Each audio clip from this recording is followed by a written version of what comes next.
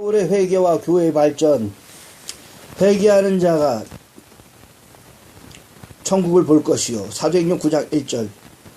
여러분, 그렇습니다. 하나님께서는 당신의 교회를 세운 목적은 천국인 동시에 당신의 종들에게 왕권을 주자는 것입니다. 그러므로 언제나 순교의 피가 흐르게 하고 그 대신 역사하는 종이 순교하면 다른 종을 세워 역사하게 하여 기독교의 역사를 순교적인 역사로 보게 되는 것입니다. 사울은 스데반이 순교를 할 때 그것이 마땅하다고 생각하며 하등 양심이 꺼리끼게 생각하지 않았던 것입니다. 그러나 스데반의 순교 후에 사울이 회개하고 기독교의 발전에 큰 열매를 가져온 것을 우리가 부인할 수가 없습니다. 살기 등등한 사울은 기독교를 없애버리는 것이 가장 옳은 일이라고 생각했습니다. 그러므로 스데반을 죽이는 것을 옳게 보는 동시에 큰 격동을 받아 위협과 살기 등등해서 대제사장에게 가서 기독교를 없애하려는 결정을 하고 사방으로 흩어져 기독교인들을 없애기 위하여 길을 떠났던 것입니다. 사울은 율법주의자로 율법을 숭배하는 사람이니만큼 기독교를 크게 오해했고 나섰던 것입니다. 예수만 믿으면 누구든지 구원을 받는다라는 것을 불법적인 이단으로 정통 유대교에 충성을 다하는 청년으로 나섰던 것입니다. 그러나 어떻게 됐습니까? 사도 2절에 바울은 땅에 엎드러져서 3절과 5절에 보면은 주님께서 나타나실 때 사울은 땅에 엎드러졌습니다. 왜냐하면 해보다 더 밝은 빛이 자기에게 비춰졌기 때문인 것입니다.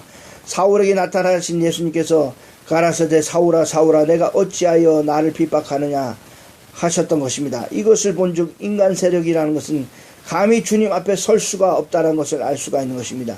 주님이 빛만 나타나도 꼼짝 못하고 쓰러지는 것이 인간인 것입니다.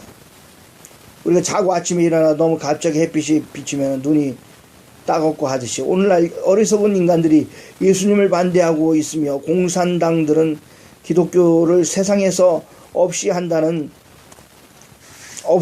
사상을 가지고 나오지만 주님의 빛이 나타날 때 엎드려진 사울과 같이 되고 말 것입니다.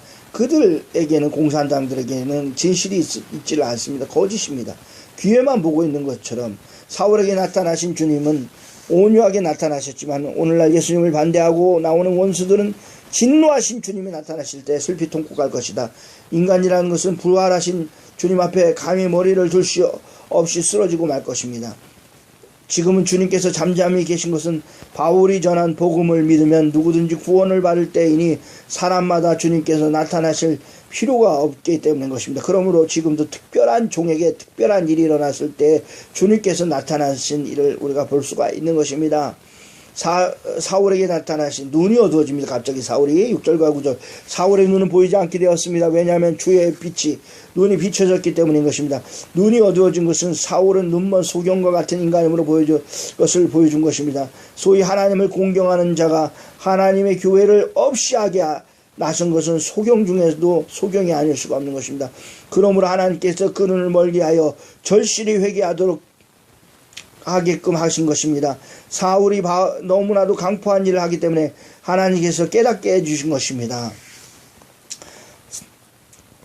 이방 사도를 택한 사울 10절과 18절 주님께서 아나니아라고 하는 종에게 나타나서 다음과 같이 알려주었습니다. 첫째, 다소 사람 사울을 찾아서 안수하라고 하십니다. 둘째, 이방의 복음을 전하기 위하여 택한 그릇이라고 하셨습니다. 13절과 15절 셋째, 핍박을 많이 받으리라고 하셨습니다. 16절 아나니아가 사울에게 안수하니 새 사람이 되었습니다. 하나님께서 언제나 택한 자를 찾는 데 있어서 아무리 불리한 일을 하여도 찾아서 의로운 종으로 쓰는 것입니다. 쓸 수 없는 그런 것을 쓸 수 있는 도구로 만드는 것입니다. 아무리 죄를 지어도 그대로 본다는 것은 아니고 죄를 지었다 하여도 회개를 시켜서 완전한 사람으로 만들어 쓰시는 것입니다. 기독교를 박멸시키던 사울이 기독교의 세계에 전파한다는 것이 교회의 발전에 큰 위력이 되는 것입니다. 그러므로 하나님께서 이러한 역사를 계속하시고 계시하는 것입니다. 아무리 공산당이요 무신론자라도 택한 자는 강권으로 회개하여 구원하는 것으로 새 시대를 이룰 것인데 이것을 기독교의 위력이라고 볼 수가 있는 것입니다. 하나님은 언제나 위대한 역사를 하실 적에 인간의 생각과 달리 달라서 인간이 볼 때 안 될 것 같으나 되게 하시는 것입니다. 하나님은 되게 하시는 역사가 있는 것입니다. 그렇습니다. 사도행전 9장 10절과 18절에 또한 해를 받기 위한 택한 그러나 우리 하나님께서 모태부터 사람을 택할 때 주를 위하여 해를 받기 위로 택한 그릇이 있다는 것을 알아야 됩니다. 이 세상에서 가장 복이 있는 사람은 주를 위하여 해를 많이 받는 자라고 봅니다. 십자가의 도를 가장 밝히 증거한 사도는 해를 많이 받은 바울입니다. 바울이 십자가의 도를 밝히 증거한 편지서가 아니라면 우리는 지금 십자가의 도에 대한 변론을 완전히 이해할 수가 없을 것입니다. 사도 바울의 진리를 정확히 변론하는 은혜를 받는 것은 다른 사도보다 십자가의 도를 증거하기 위하여 해를 많이 받았기 때문인 것입니다. 이제 해를 받기 위해로 택한 그릇에 대하여 우리가 알아야 됩니다. 많은 성도들에게 피해를 준 13절과 14절 바울은 누구에게도 성도들에게 피해를 많이 준 사람입니다. 이것은 유대교의 지나친 열성을 바울이 가졌기 때문인 것입니다. 갈라디아서 1장 13절 16절 하나님의 택한 그릇이 되는 사람은 누구라도 열심과 강한 성격을 받았다고 봅니다. 모태부터 강한 성격을 받은 자가 무슨 일을 하든지 강하게 나타나게 되는 것입니다. 그러므로 바울은 유대교회로부터 누구보다도 정통을 주장하였으며 율법으로 책망할 것이 없었다고 하였습니다. 바울은 이와 같이 열심과 강한 성격을 가짐으로 그리스도를 오해하고 성도를 박해했습니다. 그러므로 주님께서 알지 못해서 과오를 범하고 있는 바울에게 깨닫게 해주시기 위하여 나타나셨습니다. 디모데전서 1장 13절과 14절 왜냐하면 아무리 택한 자라도 깨닫게 해줌으로만 알기 때문인 것입니다. 그리스도를 믿는다 하면서 그리스도를 위하여 수고하기 싫어하는 자라면 택함을 받는 사람이라고 할 수가 없습니다. 하나님의 택함을 받는 사람이라는 것은 알지 못했을 때에는 살 수가 있었지만 알게 될 때부터는 그 즉시 바로 서게 되는 것입니다. 바로 선다라는 것입니다. 만일 사도 바울이 그리스도를 알고 또 성도를 해치는 일을 했다면 택한 자라고 할 수가 없습니다. 왜냐하면 택한 자라는 것은 언제나 양심으로 하나님을 경외하기 때문에 그런 것입니다. 또한 이방인을 위하여 택한 일이었습니다. 15절에 하나님께서 예기와 예정이 계심으로 모태부터 사람을 택하실 때 이렇게 들었쓴다는 작정이 있는 것입니다. 사람이 무엇이나 자기 스스로 하는 것이 아니고 하나님께서 모태부터 사람을 택하실 때 어떠한 일을 하라는 사명을 맡겼다고 봅니다. 어떤 사람이 옳은 일을 한다 하여 택하여 쓰는 것이 아닙니다. 사람을 택하신 하나님께서 예정하신 뜻대로 부르시기도 하시고 은혜를 주시기도 하시고 들어 쓰시기도 하는 것입니다. 그러면 자기가 무엇을 스스로 한다라는 것은 사람을 하나님의 뜻을 모르는 어리석은 자입니다.